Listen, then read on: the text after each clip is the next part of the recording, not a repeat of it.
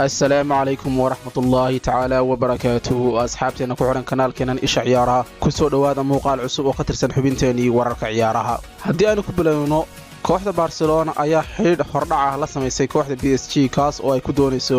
inay xidiga reer Brazil ee Neymar dib ugu soo celiyaan garoonka Camp Nou. Weeraryahankan reer Brazil ayaa mustaqbalkiisa garoonka beerta umaradu ka fogyahay mid la hubo iyadoo uu heshiiska uu cimlaaqa reer Francis kula jira uu dhacayo xagaaga 2022 waxaana sidoo kale aad loola xiriirinay in uu dib ugu la midoobi doono Lionel Messi garoonka Camp Nou. Neymar ayaa tan markii uu ku biiray kooxda PSG inta badan iska ahaa maqana jooga sababtoo waxa uu ku jiray dhaawac aan dhammaad lahayn tan ayaana keentay in aad loo saadaaliyo inuu dib ugu jeeysanayo kooxda Barcelona inkasta oo taas jirto haddana waayahan dambe xidigani wuxuu u muuqday mid la qabsaday kooxda reer Francis jariradaha Spain ka soo baxa ee RAC iyo Sport ayaa 29 jirkan ku tilmaamay inuu yahay hadafka koowaad ee diiradda u saaran kooxda Barcelona warkan ayaa sidoo kale sheegay in Neymar uu si aad ah u doonayo inuu ku laabto Camp Nou oo haddii kooxda Barcelona dalab soo gudbiso aanu lacag saas u badan heshiiskiisa ku xidhi doonin bilowgii bishii labaad ee sanadkan deynta lagu leeyahay kooxda Barcelona ayaa lagu qiyaasay 1 bilyan oo pound taasi oo shaki weyn gelisay awoodda ay kooxdan u leedahay inay xagaaga soo socda suuqa kala iibsiga gasho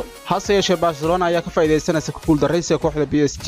ee ah inay heshiis cusub la gaadho Neymar arrinkan ayaa PSG laba daran midkood dooransiinaya koowaad ayaa ah inay xidigan xagaaga soo socda lacag iskaga iibiyaan halka kalabaadina uu yahay inuu xagaaga 2022 oo heshiiskiisu ku eegyahay uu si bilaash ah kooxda uga tago kuguuleysiga Joan Laporta xilka madaxtinimo ee kooxda Barcelona ayaa ay u badan tahay inay ku qanciso xidiga Lionel Messi inuu isna baaqi ku sii ahaado kooxda Barcelona sidoo kale sida laga soo xigtay warbaahinta Spain laga leeyahay ee lagu magacaabo TVE war ay usbuucii hore soo saartay ninka reer Argentina ayaa hore u sheegay rabitaankiisa ah inuu sii joogo balse ku xilay shardiga ah in la dhiso koox awood u leh inay koob qaado Neymar iyo Messi ayaa laba ka ahaa saddexdii la isku oran jiray MSN ee uu sidoo kale ku jiray Luis Suarez xidigan saddexda ayaa kooxda Barca ku hogaamiyay xagaaga 2015 saddexleedii labaad kooxdaas ku guuleysato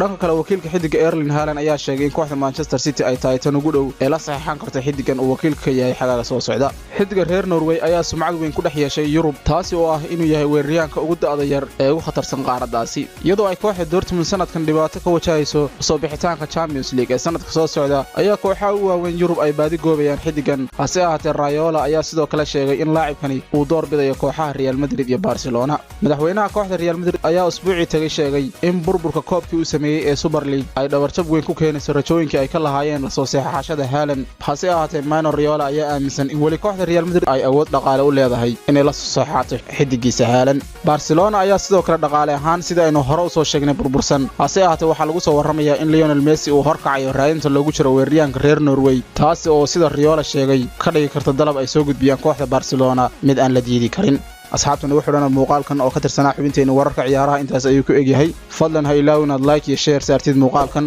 si uu gaadho asxaabta kale aan hore u arag sidoo kale ha ilaawin aad channelka subscribe saartid si aynu ugu yaraan u gaadhno 1000 subscribe ee ugu horeeya oo anigoo idin leh ismaqal dambe oo xiiso leh wassalaamu calaykum waraxmatullaahi tacaala wa barakaatuh